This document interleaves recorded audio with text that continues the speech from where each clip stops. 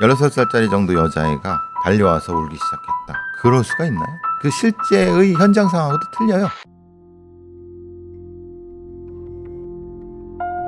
이제 막 겨울의 추위가 시작되던 2018년 11월 13일 오후 6시 40분경 인천시 연수구 청학동에 위치한 모 아파트 주민 몇몇은 갑자기 들린 정체 모를 소리에 깜짝 놀랐습니다. 쿵 하는 소리가 들리더니 그 뒤 잠잠해진 아파트. 당시 아파트 경비원은 저녁을 먹고 있었는데 주민 한 명이 헐레벌떡 경비실로 뛰어들어왔다고 했습니다. 주민이 와서 하는 말이 화단에 학생이 떨어져 있다. 경비원이 놀라가지고 가서 확인을 했는데 학생이 피를 흘리고 있길래 119에 신고를 했습니다. 곧 화단으로 모여든 주민들은 바닥에 코를 박고 고꾸라진 채 미동 없는 소년의 모습을 봤습니다. 초등학교 6학년에서 중학교 1학년 정도로 보이는 마른 소년. 소년은 추운 날씨에 무릎까지 내려오는 반바지를 입고 있었는데 경비원은 소년의 다리를 만져봤습니다. 경비원 아저씨가 학생 다리에 손을 대보더니 얼음장같이 차갑다고, 죽은 것 같다고 하시더라고요. 얼마나 놀랬는지 몰라요. 소년이 발견된 곳은 15층 아파트의 화단으로 몇 층에서 떨어졌는지 대체 왜 떨어진 건지 도무지 알 길이 없었습니다. 곧 119가 도착했고 소년을 병원으로 옮겼지만 소년이 발견됐을 때 이미 사망한 상태였습니다. 조사 결과 소년은 이 아파트 주민이 아니었습니다. 그렇다면 아이는 왜 거주하지도 않는 아파트에 와서 사망한 채 발견된 걸까? 경찰은 정확한 사망 원인을 알기 위해 소년의 시신을 곳곳으로 옮겼습니다. 그리고 부검을 기다리는 동안 아파트 옥상을 조사했습니다. 옥상으로 통하는 문은 잠겨 있었지만 문 옆에 철제로 된 울타리였는데 그걸 넘으면 옥상으로 들어갈 수 있는 구조였습니다. 혹시 소년도 철제 울타리를 넘어 옥상으로 올라왔던 걸까? 아파트 옥상에 높이 120cm의 시멘트 담으로 되어 있는 옥상 난간이 쭉 설치되어 있는데 그중 한 부분에서 손자국이 발견됐습니다. 손자국이 나있던 난간 바깥쪽으로는 아파트 꼭대기층에 에어컨 실외기가 설치되어 있었습니다. 옥상 난간 끝부분에서 에어컨 실외기까지의 거리는 약 3m. 그런데 먼지 쌓인 실외기 위쪽에서 누군가의 흔적이 발견됐습니다. 옥상에서 실외기를 바라봤을 때 실외기 왼쪽 끝부분에 족적이 발견된 것입니다. 운동화 밑창으로 보이는 족적. 족적은 신발 앞부분이 실외기의 바깥쪽을 향하게 찍혀 있었는데 옥상에 있던 사람이 실외기 위에 착지한 것처럼 보였습니다. 경찰 확인 결과 족적은 사망한 소년의 운동화 밑창과 일치했습니다. 대체 왜 소년은 아파트 옥상에서 에어컨 실외기 위로 착지했고 또 추락한 것일까? 모두가 궁금해하고 있던 그때 곳곳의 1차 부검 결과가 나왔습니다. 사인은 다발성 골절 및 장기 파열로 사망에 이르게 된 것인데 추락사한 것으로 보입니다. 그런데 사망한 학생 몸에서 다수의 멍자국이 발견됐습니다. 추락과는 관련이 없는 상흔입니다. 추락사한 소년 몸에서 발견된 다수의 멍자국. 사고가 아니라면 그 선택은 정말 본인의 것이었을까? 법정에서 마지막 순간까지 논란이 됐던 추락의 이유. 소년을 위해 소년의 죽음에 감춰진 진실을 찾아내야 했습니다.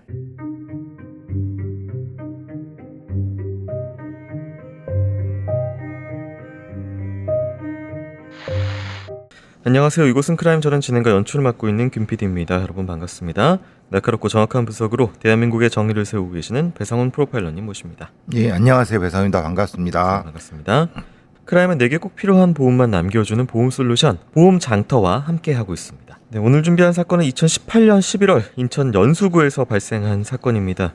한 소년이 아파트 옥상에서 추락하면서 세상에 이 사건이 떠들썩하게 알려졌었는데요. 오늘은 좀 부탁드리고 싶은 게 한 가지 있는데 시청자분들께서 이 사건의 재판 결과까지 끝까지 좀 시청을 해주시기를 간곡하게 부탁드리겠습니다. 지금 현재 대한민국의 현 주소를 알려주고 있는 것 같아서요. 자, 쿵 소리가 들리고 얼마 안 돼서 소년 시신이 발견됐는데요. 다리가 얼음장처럼 차가웠다라는 경비원의 진술이 있습니다. 이게 뭐 사후가 돼서 차가운 건지 아니면 이 전반적인 상황을 어떻게 봐야 될까요? 그러니까 옥상에 오래 있었다는 거잖아요.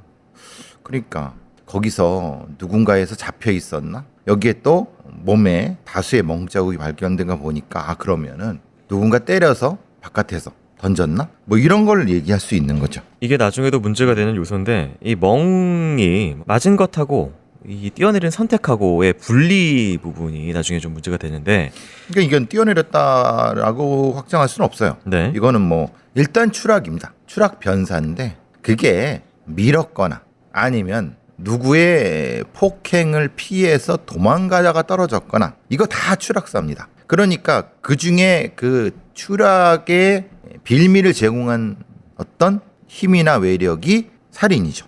네. 그렇게 봐야 되는 겁니다. 네, 그런 부분에 있어서 지금 실내기 위에 족적이 하나 나왔다. 난간을 좀 넘어야 되고 난간 예를 들어서 위에 섰다가 뛰어내릴 거나 아니면 그 위에서 누군가 잡아서 던졌거나 뭐 등등 여러 가지 추락의 이유가 있. 네. 그렇죠. 칠외기에 그러니까 묻혀진 족적이 마지막일 가능성이 높죠. 네. 그러면 실외기에 어떻게 갈 수가 있느냐? 거기가 문제죠. 그렇게 가게끔 한 어떤 힘, 뭐 어떤 강요, 뭐 이런 거를 찾아봐야 되겠죠. 그리고 신발 앞쪽이 실외기가 아파트 벽 쪽에 있다면은 허공을 향해서 발바닥에 앞코가 그렇죠. 찍혀 있었다라는 건 등을 아파트를 대고 있었다라는 거잖아요. 그렇죠. 그러니까 이제 거기까지 어떻게 갔느냐? 네. 자기가 갔느냐? 강요받아서 갔느냐? 이런 것도 생각할 수 있죠. 그러니까 이 마지막 자세도 역시 나중이랑 좀 관련이 그렇죠. 예. 있겠죠. 네. 자, 이 사망한 소년 누구이고 어떤 일이 있었는지를 듣고 오도록 하겠습니다.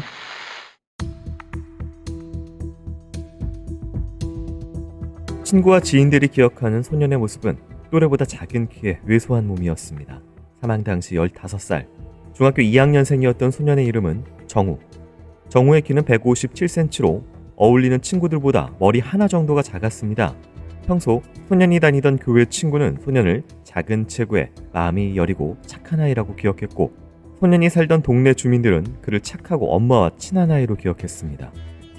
아이가 초등학교를 다닐 때 놀림을 좀 많이 당했다고 합니다. 한국인 아버지하고 러시아인 어머니 사이에서 태어나 생김새가 조금 다르니까 아이들이 놀리고 괴롭혔다고 합니다. 정우는 부모님이 이혼해 러시아인 어머니와 단둘이 살고 있었습니다. 러시아 국적의 어머니에게서 태어났지만 엄연히 한국 국적을 가진 한국인 정우. 하지만 아이들은 정우의 생김새 때문에 너는 외국인이냐 러시아인이냐 라는 질문을 하며 놀렸고, 초등학교 시절 정우는 한 선생님에게 속마음을 털어놓기도 했습니다. 학교에는 자신의 편이 없는 것 같다며 속상해했다는 정우. 어린 마음에 많은 상처를 받았지만 정우는 착한 마음을 잃지 않았습니다. 늘 어디 가나 어머니의 손을 잡고 환하게 웃으며 걸었고, 거리에서 친구를 만나면 어머니의 손을 번쩍 들면서 우리 엄마야, 우리 엄마 엄청 예쁘지 하며 자랑했던 정우. 그러던 정우가 어느 날부터 조금씩 변하기 시작했습니다. 동네 주민분들의 이야기로는 정우가 중학교 1학년이 되고 달라졌다고 했습니다. 학교도 잘 나가지 않고 동네를 배회하는 모습을 목격한 주민도 있고요. 그때마다 동네 어른들이 학교 가라고 얘기하니까 어른들을 슬슬 피해 다녔다고 합니다. 이 즈음부터 정우는 어머니를 대하는 태도가 달라졌습니다. 어머니가 외국인인 것이 창피하니 길거리에서 마주치면 아는 척하지 말라며 어머니에게 화를 내기 시작한 겁니다. 이런 일로 어머니와 싸울 때면 정우는 집을 나와 재워줄 수 있는 친구를 찾거나 청소년 쉼터에 가서 잠을 자곤 했습니다. 그런데 정우는 이때부터 어울리는 친구들이 달라졌고 매우 주눅든 모습을 보였습니다. 정우는 한 친구에게 이런 말을 한 적이 있습니다. 너를 처음 봤을 때 말도 못 걸었다. 너가 날 때릴까봐. 친구는 이 말을 듣고 정우가 얼마나 의기소침해 있는지를 알았고, 어느 날부터 정우의 얼굴에서 멍이 보이기 시작했다고 했습니다. 정우가 얼굴이랑 몸에 멍이랑 상처가 늘어나서 어머니가 물어보면 아무 일도 아니라고 상관하지 말라고 늘 화를 내서 어머니도 더 이상 묻지 않았다고 합니다. 그러면서 점점 모자 사이가 멀어졌던 것 같습니다. 정우가 점점 변하던 시기에 늘 그의 곁에 있었던 건 정우와 초등학교 동창인 황군이었습니다. 초등학교 때부터 정우와 가장 친하게 지냈던 황군. 정우의 어머니도 집에 많이 놀러왔던 황군을 잘 알고 있었습니다. 그런데 주변 친구들은 황군과 정우의 관계에 대해 이상한 이야기를 했습니다. 정우가 황군의 일명 물주였다는 것. 정우의 친구들은 정우가 황군과 그의 친구들에게 음식과 물건들을 많이 사줬고 황군 무리의 요구를 꼭 들어줘야 하는 사이였다고 했습니다. 그리고 그 소문을 뒷받침하는 증거가 사망한 정우의 휴대전화에서 나왔습니다. 정우가 사망하기 전 황군은 정우에게 이제 너 안 때린다 라는 문자 메시지를 보냈고, 정우는 마지막으로 믿는다 라는 답장을 보냈습니다. 정우의 죽음에 많은 의문이 생겼습니다. 그리고 어머니는 정우 장례식장에서 충격적인 장면을 봤다고 했습니다. 추운 겨울 반바지로 추락한 정우. 정우가 입고 있어야 할 정우의 패딩을 사건에 관련된 다른 아이가 입고 있는 장면이 TV로 나오고 있었습니다. 그건 황군이었습니다.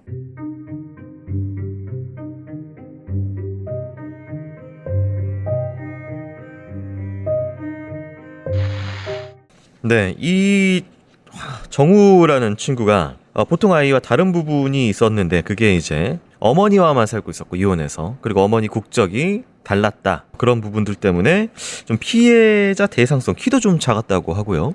이 정우와 초등학교 동창으로 제일 친했다는 황군이 있는데요. 이 황군은 학교 폭력 등을 저지르는 일면 탈선 청소년 교화 프로그램, 청소년 대상 특별교육 프로그램에서 폭력 사건을 일으켰던 2명의 다른 학교 친구들을 만나서 친해졌다고 하고요. 이 2명의 친구들을 정우에게 소개를 시켜주고 이후 이제 같이 넷이 많이 어울렸다라는 이야기가 있는데, 이게 이 시기하고 정우가 다른 친구들한테 이제 날 때릴까봐 너랑 못 친해졌어라고 하는 그 중학교 1학년 시기 멍이 좀 생기고, 이게 다 일치하는, 겹치는 시기거든요.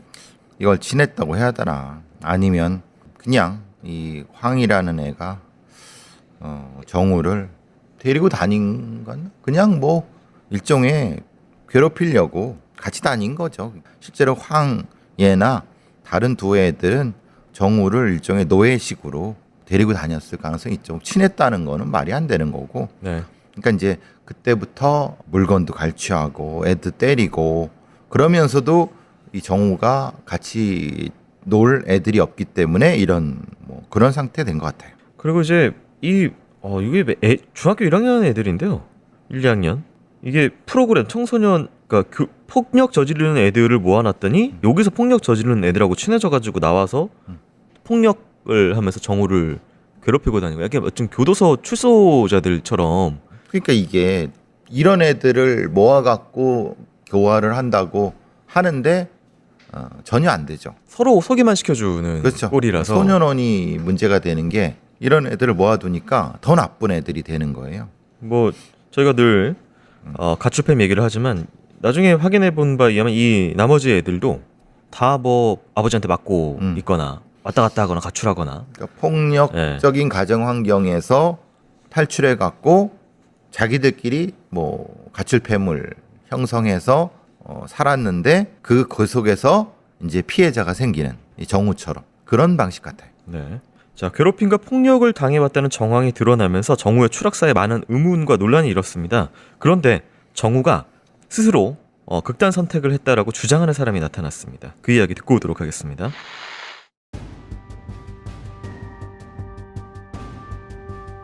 정우가 아파트 화단에서 사망한 채 발견됐던 11월 13일, 아파트 주민들이 119를 기다리던 중 한 여학생이 주민들 사이를 비집고 들어오더니 정우를 보고 엉엉 울기 시작했습니다. 한 주민은 16 정도 돼 보이는 여학생이 정우야 정우야 이름을 부르며 울었다라는 목격담을 전하기도 했습니다. 얼마 뒤 119가 도착해 정우를 병원으로 옮기고 경찰도 도착해 정우의 친구로 보이는 여학생에게 진술을 들었습니다. 여학생 김양의 얘기로는 정우군과 함께 옥상에서 대화를 하고 있었는데 갑자기 자살을 하겠다며 난간을 넘어 뛰어내리려고 했고, 정우가 난간에 매달려 있을 때 자신이 달려가 한쪽 손목을 잡았지만 정우군이 한 번 보더니 뛰어내렸다고 진술했습니다. 김양의 진술이 만약 사실이라면 정우는 왜 자살을 하려고 했던 것일까? 그런데 정우가 자살했다는 증거가 있다고 했습니다. 정우가 얼마 전 친구인 이군에게 어머니가 내 번호를 차단했어, 자살할 거야 라는 문자 메시지를 보냈다는 겁니다. 정우는 정말 친구 앞에서 뛰어내려 자살한 것일까? 하지만 정우가 추락하기 전 정우에게 일어난 일들을 조금 알고 있다는 다른 증인이 나타났습니다. 정우의 또 다른 지인인 여중생 2명과 남중생 1명이었습니다. 여중생 중 1명은 정우가 사망하던 날 새벽 이런 문자를 받았다고 했습니다. 누나, 정우 새끼 잡으러 가자고. 그 새끼 잡아서 X나 때리게. 여중생에게 정우를 잡아 때리자고 문자를 보낸 사람은 정우의 친구였습니다. 그 친구는 남중생에게 정우 잡디하려고 하는데 같이 가자라는 전화를 했습니다. 잡디는 잡히면 뒤진다라는 비속어 약자로 괴롭히는 학생을 도망가게 만든 뒤 마치 사냥놀이를 하듯 쫓아가 잡히면 폭행하는 일종의 사냥행위였습니다. 정우를 때리려는 무리에는 정우의 초등학교 동창인 황군도 있었습니다. 15살의 동갑인 이 무리에는 나름 서열이 있었는데 이군이 서열 1위, 또 다른 이군이 서열 2위, 황군이 서열 3위, 정우는 제일 낮은 서열이었습니다. 11월 13일 새벽 1시 14분경 우리는 정우가 인천 연수구에 있는 한 PC방에서 게임을 하고 있다는 사실을 알게 됐습니다. 이군 무리는 PC방으로 몰려가 정우를 끌고 나온 뒤 인적 드문 공원으로 이동했습니다. 무리 중에 주범인 이군이 정우군을 황군과 또 다른 이군 사이에 앉히고 황군과 함께 정우군에게 욕설을 하고 때릴 듯이 협박을 해서 시가 14만 원짜리 전자담배를 갈취했습니다.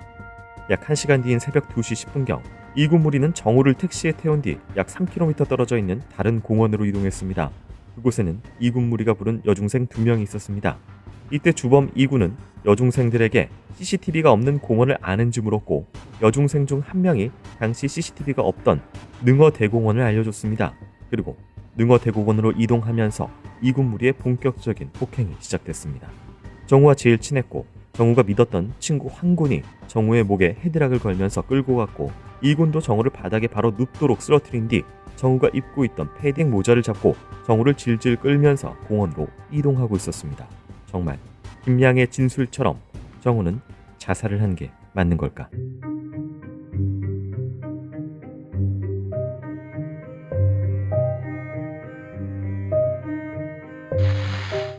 추락의 주체, 그다음에 원인 이거 관련돼서 마지막 재판까지 논쟁이 되는데요. 김양이라고 하는 당시에 울면서 정우의 이름을 불렀던 아이가 스스로 정우가 뛰어내렸다라는 엄마가 자기를 차단했기 때문에 뛰어내렸다라고 이렇게 주장하는 게 나왔습니다. 16살짜리 정도 여자애가 애 앞에 보고 달려와서 울기 시작했다.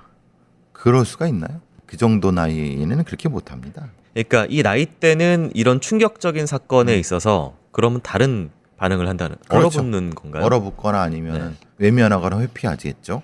쭈뼛쭈뼛하면서 요렇게 하죠. 그럼 굉장히 친해야 되잖아요. 자기 남자친구 정도의. 그것도 아니에요. 그러니까 이제 그 실제의 현장 상황하고도 틀려요. 이 얘가 말한 대로라고 하면은 네. 어떻게 떨어져야 되냐면 난간을 잡고 손을 잡으려고 했다가 뚝 떨어지면 어디서부터 떨어져야 돼요. 그러니까 지금 이제 뒤가 허공을 향하게 뒤통수가 그렇죠. 네. 그래야 돼요. 뒤로 이렇게 떨어져야 돼요. 네. 근데 어쨌든 다리가 먼저 다리가 먼저 떨어지다가 15층이니까 약간 뒤로 가서 어떻게 했냐면은 뒤통수. 예. 근데 어떻게 있어요? 얼굴 코가 땅에 그렇지. 박혀 있었었죠. 그렇죠. 실제로 정우가 마지막 족적의 발 앞코 방향은 시래기 바깥쪽을 향해 그렇죠. 있었던 그러니까 반대 이- 방향인. 네. 또 하나는 증거라고 보여주는 게 번호를 차단해서 자살할 거야라고 문자를 누구한테 보냈다는 거예요? 정우가 이군한테 보냈다는 거잖아요. 네. 정우가 이군한테 왜 보냅니까? 이군하고 그렇게 친한 예. 감정을 소통하는 사이는 그렇죠. 아니니까. 그럼 보냈으면 한가한테 보내야죠. 네. 그죠? 이게 지금 브리핑상에는 안 나오지만 이 당시에 취재를 했던 한 인터뷰에 의하면 주민이 이 아이들이 옥상에 이제 있다가 뭐 콩 소리가 나고 이제 밑으로 이제 애들이 내려왔다라고 하는 게 10분 정도의 시간에 어떤 차이가 있었다라는 얘기를 인터뷰를 한 게 있어요. 10분 동안에 뭔가 얘기를 그렇죠. 하고 자기들도 해치고 들어가서 정우야라고 울었던 그렇죠. 게 되는. 머리를 이렇게 그러면 이제 진짜 지가 있었다고 하면 어떻게 돼요? 바로 때려 나와서 네. 했겠죠. 10분이라는 텀이 생길 이유가 없죠. 네, 역시나 뭔가 그 사이에 작전 같은 걸 짰다라고 하는 부분이 있고요.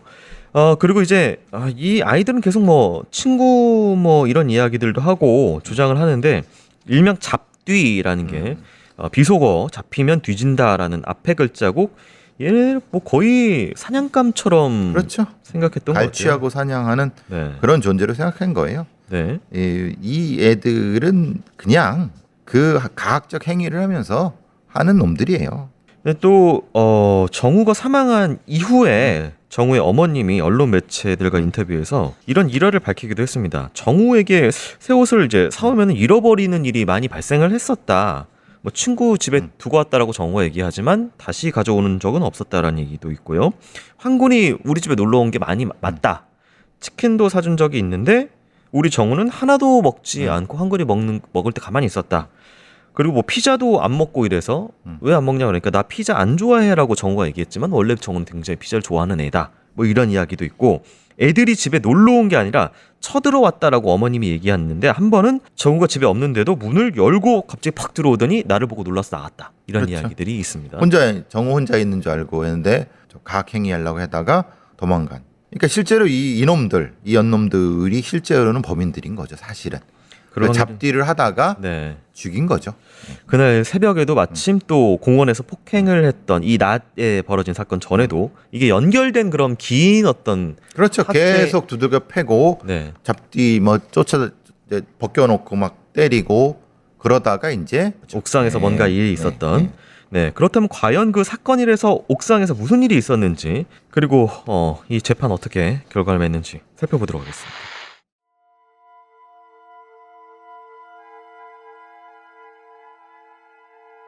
공원에 도착한 이군 무리는 정우를 공원 입구에서 가장 먼 안쪽으로 끌고 갔습니다.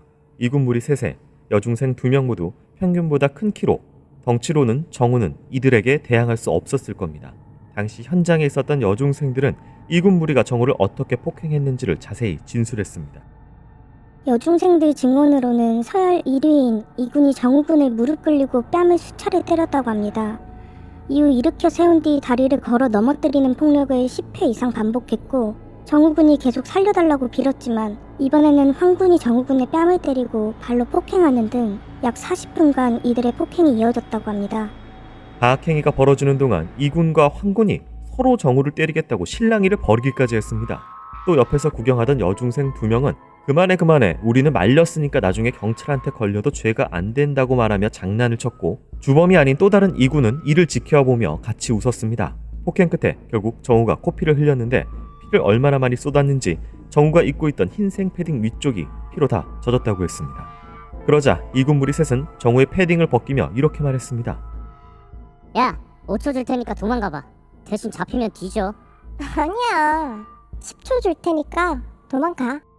이 말에 정우가 도망을 가자 이들은 큰 소리로 10초까지 세더니 일명 사냥놀이를 시작했습니다. 공원 화장실과 곳곳을 뒤지며 정우를 찾았지만 결국 실패한 아이들. 이들은 새벽 3시경 다시 공원 안쪽으로 모였습니다.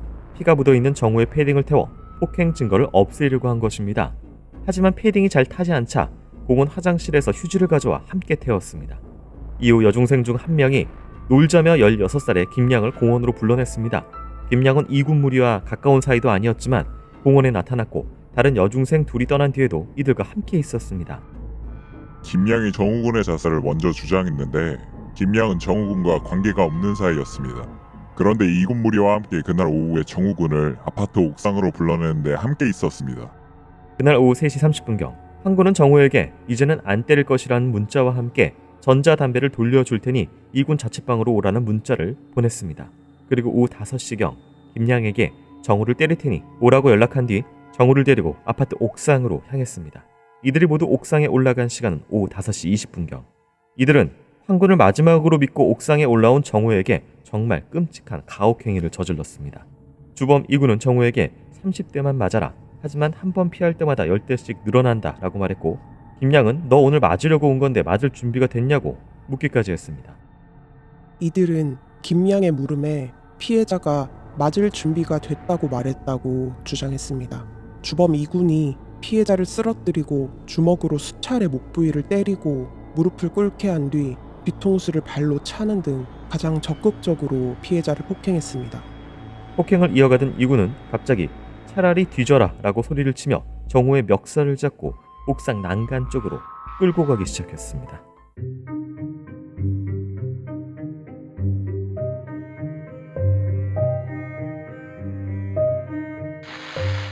참고로 새벽에 공원 폭행 때 있었던 여중생 2명 같은 경우는요 경찰에 불구속 입건돼서 수사를 받았고 공동상해 방조범으로 불구속 기소 의견으로 검찰 수사 받아서 재판은 이 여중생 2명은 빼고 옥상에 있던 이군 황군 또 다른 이군 김양 이렇게 재판이 진행됐습니다. 사실 뭐 관련된 사람들이 많이 있는데 걔들이 다 관련된 애들인데 죽는 자리는 없었기 때문에 걔들은 네. 이제 빠진 거죠. 네. 옥상에는 주로 이제 이군, 그다음에 이 주범 이군이죠. 또 다른 이군이 정우를 폭행했고 황군 김양이 가학행위를 많이 했다라는 그렇죠. 부분. 사실 이게 판결문을 보면 저희가 이걸 다 차마 담지 못할 정도의 끔찍한 짓들이 그대로 기술이 되어 있고요. 이 김양 같은 경우는 관련도 없는 애가 와가지고 이거를 같이 막 괴롭히는데 참여를 하거든요. 그리고 내려와서 아까 저희가 정우야 울면서 그렇죠. 네, 그런 행동까지 그 하고. 김양이라는 애가 실제로는 이제 일종의 연극을 한 거죠. 네. 자살했다고. 그러니까 이 그러니까 일명 노는 애들이 여기저기 물러다니면서 모르는 애도 괴롭히고 여기 가고 막 예. 이런 분위기가 그렇죠. 이런 애들이 이제 가장 약한 정우 같은 애를 폭행을 하면서 네. 갈취하고 이런 놈들인 거죠. 예, 옥상에서 가혹행위가 이제 제 판결문에 의하면 1시간 20분 정도 가량 이어졌는데 뭐 이구는 뭐 벨트로 풀어서 때리기도 하고 여자의 일부 앞에서 속옷을까지 벗겨가지고 성기를 좀 드러내게 해가지고 수치심도 주고 막 침도 뱉고 뭐 여러 가지 정말 말도 못한 짓을 했습니다. 근데 이때 그 주장을 해요. 이 아이들이 뭐라고 주장하냐면 이렇게 자기들을 괴롭힌 거 맞다. 그러니까 정우가 이렇게 맞을 바에는 차라리 뛰어내리겠다라고 이야기를 했다라고 하고, 그러니까 이군이 야 뛰어내려봐 하면서 내가 그래서 끌고 간 거다. 근데 진짜 얘가 뛰어내리려고 그래서 내가 말렸다. 근데 말려도 뛰어내렸다. 이런 주장이거든요. 요즘. 근데 그거는 이제 범인들이 하는 얘기고, 사실 이걸 수사한 애들도 참 답답한 인간들이 수사한 애들도. 그러니까 그 범인들 말만 듣고 그대로 하면 안 되죠. 네. 그래서 제가 말씀드렸잖아요. 현장의 증거, 족적, 그리고 상황, 그리고 떨어진 정우의 위치, 이런 것들을 가지고 정확히 파악을 해야죠. 사실 이건 자살이 아니죠. 왜냐하면 강요를 했기 때문에 네. 이거는 자살이라는 개념은 들어갈 수도 없어요. 물론 자기가 떨어졌다 하더라도 네. 왜냐하면 폭력을 쓰는 와중에 죽게 된 거니까. 도피를 하거나 혹은 뭐 잘은 모르지만 이건 어떤 치사죠. 폭행 치사에 가깝다고 봐야죠. 아이들 주장은 자기들이 때리다가 지쳐서 쉬는 사이에 정우가 뛰어내리겠다며 옥상 난간으로 가서 매달렸다. 이군하고 김양이 달라가서 손목을 잡았다. 정우의 손목을 잡았다. 근데 이때 이군은 죽으면 안 된다라고 말했고 정우가 차라리 떨어져 죽겠다라고 말한 뒤에 뛰어내렸다라는 주장을 했고요. 개소리입니다. 근데 또 하필 또 나머지 주범 아닌 이군하고 김양은 나는 그런 말 듣지 못했다라고 진술이 엇나가는 부분이 있고, 황군 같은 경우에는 난간으로 달려가는 시간이 한 5초 정도 됐던 것 같은데 내가 뒤늦게 따라갔을 땐 이미 걔가 뛰어내렸다라고 이렇게 진짜 자기 살려고 딴소리들을 하는 거죠. 주장이 일치가 하나도 안 되는 네. 부분이 있습니다. 네. 그러니까 전체적으로 보면은 얘들이 가학행위라고 때리고 그러니까 정우가 잠깐 얘들이 방심하는 탈탈 도망가다가 거기서 이제 죽었다. 이게 맞는 거죠. 일단 뭐 재판 결과에서 어떤 판단을 했는지 한번 살펴보기 전에요. 전하는 말씀 한번 듣고 오도록 하겠습니다.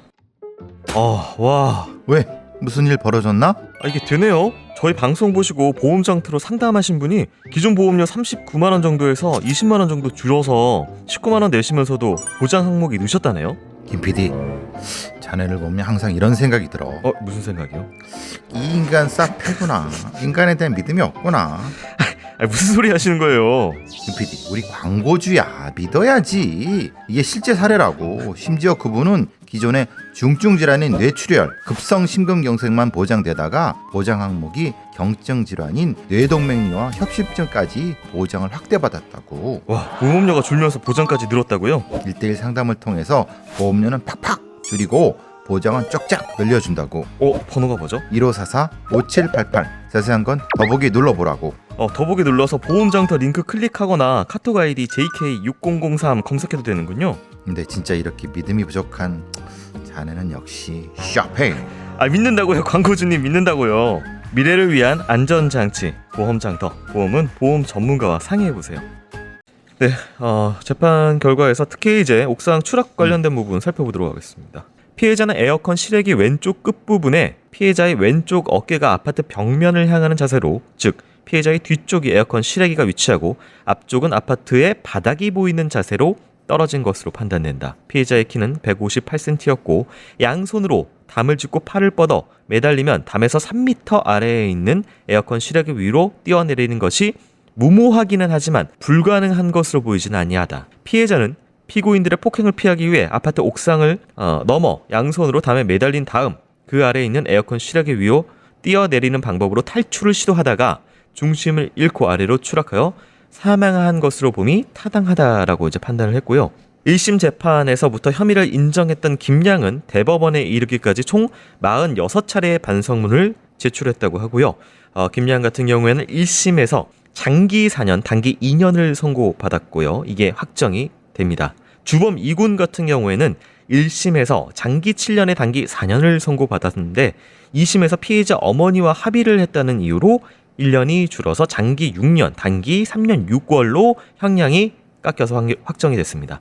나머지 2군과 한 군은 장기 6년, 단기 3년, 장기 3년에 단기 1년 6개월이 확정이 됐습니다. 이놈들은 살인범들이에요. 살인범들보다 더 위험한 네. 가학 살인범들이에요. 실제로 이제 이 사건의 핵심은 정우가 왜 옥상에 끌려가서 거기서 뭐 많이 맞았고 가학 행위를 당했고에 대한 재판이 돼야 되는데 네. 그거는 재판에 없고 그냥 그거는 그냥 어떻게 죽었는가에 대한 거예요. 이게 사실은 동기의 문제죠. 네. 이게 소년 사건의 핵심 부분도 있고 그런데 어쨌든 좀 이게 뭐 어쨌든 소년법 최고 형량 장기 10년을 검찰은 구형을 했고 그거보다 이제 안 나온 상황이고 이 죽음을 이 범인들이 예견을 했냐가 쟁점이었고 그러니까 미필적 고의 뭐 이 얘기 하잖아요. 네. 근데 사실은 학대치사 사실 이게 학대치사에 가까운 거죠. 네. 그리고 이제 피신은 정우가 그러니까 말하자면 도망가는 그게 무슨 아무런 의미가 없잖아요. 왜냐하면 당연히 도망갈 곳이 없으니까 맞다가 죽는다는 생각을 했기 때문에 도망간 거잖아요. 정우가 죽는다는 생각을 했잖아요. 네. 그러니까 얘들은 죽일 생각으로 때리진 않았겠죠. 그런데 그것이 벌써 3번을 거쳐서 때렸잖아요. 그날만. 그렇죠. 네. 그건 죽이는 것보다 더 심각한. 이게 우리는 이게 살인이냐 아니냐가 형량의 결정이지만 네. 핵심적으로 이 사건은 얼마나 가학적인 행위를 했느냐가 중심이 돼야 되는 거거든요. 네. 그게 사실 우리나라의 이 형법 체계의 가장 미비한 부분이죠. 그래서 정우가 거기서 스스로 피했냐 안 피했냐 무슨 의미가 있습니까? 당연히 거긴 죽을 것 같으니까 피한 거지. 맞아 죽는 것보다 더한 성적인 여자애들 앞에서 성범죄까지 당한 거잖아요. 네, 그것도 좀 뭐가 있는데 말씀 차마 드릴 그렇죠. 수 없는 네. 게 있습니다. 그 앞서서 잠깐 뭐 제가 브리핑 때 말씀을 드리긴 했지만 이 패딩이 당시에 굉장히 논란이 있었어요. 그렇죠. 구속 송치되는 황군이 정우의 패딩을 입고 있는 걸 어머니가 그 사진이 보고? 그거예요. 예. 우리 나왔던 그 사진. 네. 이게 정우한테 사준 건데 이 새끼가 입고 있어요. 네. 왜 입었느냐? 바꿨다는 거잖아요. 그러니까 이게 바꿨다라는 사연도 좀 깁니다. 이게 어쨌든 이 정우의 패딩은 30만 원을 넘는 거고, 그러니까 이게 자기가 더 비싼 패딩이 있다. 근데 이제 흰색 긴 디스커버리 패딩이랑 바꾸자 일명. 근데 정우가 이거를 또 바꿔요. 바꾸면서 이 금액 차이가 있으니까 내가 더 비싼 흰색 롱패딩이니까 돈 나한테 차액 줘. 근데 뭐 싸게 정우는 내가 바꿨다라고 하면서 친구들한테 자랑을 했다고 하는데 이게 또 나중에 논란이 되는 게 알고 보니까 이거 4만 원짜리 패딩이었고 그러니까요.